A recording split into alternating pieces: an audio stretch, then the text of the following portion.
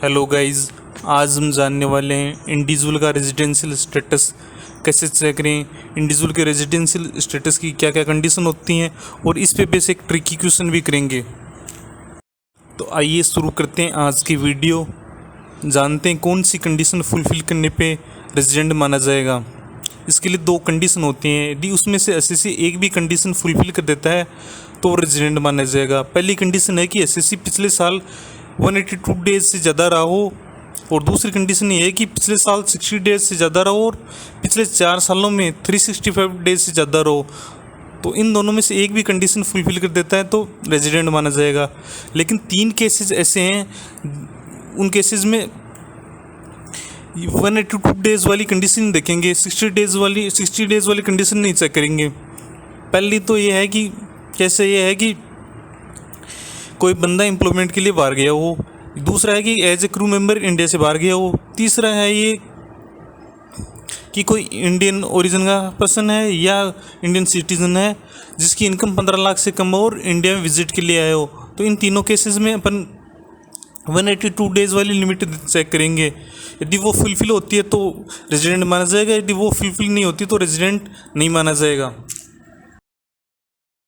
जानेंगे यदि कोई बंदा रेजिडेंट तो है उन दोनों कंडीशन में एक कंडीशन फुलफिल करने के कारण, लेकिन वो ऑर्डिनरी रेजिडेंट है या नहीं है, ये जानने के लिए दो कंडीशन होती हैं। उन दोनों कंडीशन को फुलफिल करना मतलब both condition should be fulfilled. तो दोनों कंडीशन क्या है? पहली कंडीशन ये है कि इंडिया का रेजिडेंट हो, पिछले 10 सालों में 2 साल कम से कम, और पिछले 7 सालों में कम से कम वो 730 दिन इंडिया में रहा हो। यदि दोनों कंडीशन फुलफिल करता तो वो ऑर्डिनरी रेजिडेंट है, अन्यथा वो नॉट ऑर्डिनरी रेजिडेंट है। अब करते हैं अपन ट्रिकी क्वेश्चन। मिस्टर ए और उनकी वाइफ मिसेस ए हैं, दोनों इंडियन सिटीजन हैं, एक डिकेड से ज़्यादा वो इंडिया में रह रहे हैं। अब मिस्टर ए क्या करता है, वो जर्मनी में जॉब करने के लिए जाता है 19 अगस्त 2020 को।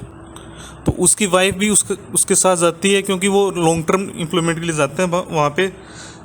तो उसकी वाइफ आगे जाके सेटल होने के बाद में अपना ब्यूटी खोलना चाह रही है।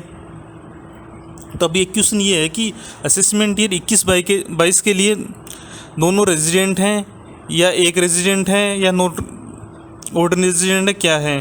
तो इस पर अपने पास ऑप्शन है। पहला ऑप्शन है कि mister A and missus A दोनों नॉन रेजिडेंट हैं। दूसरा ऑप्शन है मिस्टर ए नॉन रेजिडेंट है, missus A resident but not ordinary resident है। तीसरा ऑप्शन है mister A is non resident and missus A is resident and ordinary resident. चौथा option है mister A and missus A are resident and but not ordinary resident.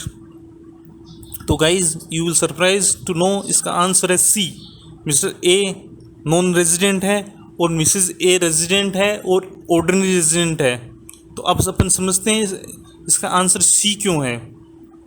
क्योंकि देखिए mister A गया है employment के लिए जाता है तो अपन कंडीशन देखते हैं 182 डेज वाली रेजिडेंशियल स्टेटस के लिए।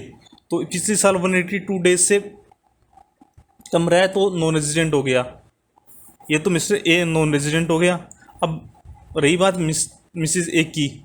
अब मिसेज ए न तो एम्प्लॉयमेंट के लिए गई है न बिजनेस के लिए गई है, बिजनेस आगे चलकर करेगी, मतलब मुंगेरी लाल के ख्वाब हैं अभी। तो अपन अभी इनके ख्वाबों को नहीं देखेंगे, एक्चुअल में क्या कर रही है अभी।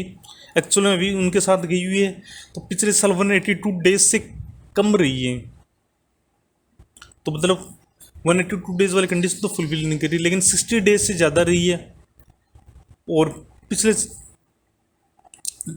4 सालों में 365 दिन से भी ज़्यादा रही है क्योंकि पिछले एक डिकेड से रह रहे हैं, तो ये रेजिडेंट हो गई। अब जानेंगे ऑर्डिनरी रेजिडेंट और not ordinary resident. Ordinary resident क्यों है?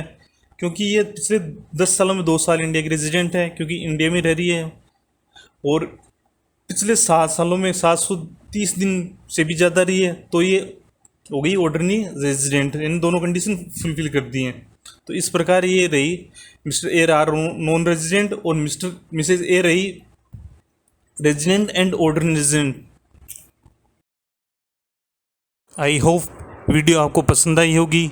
वीडियो को लाइक करें और शेयर करें और चैनल को सब्सक्राइब करें। धन्यवाद।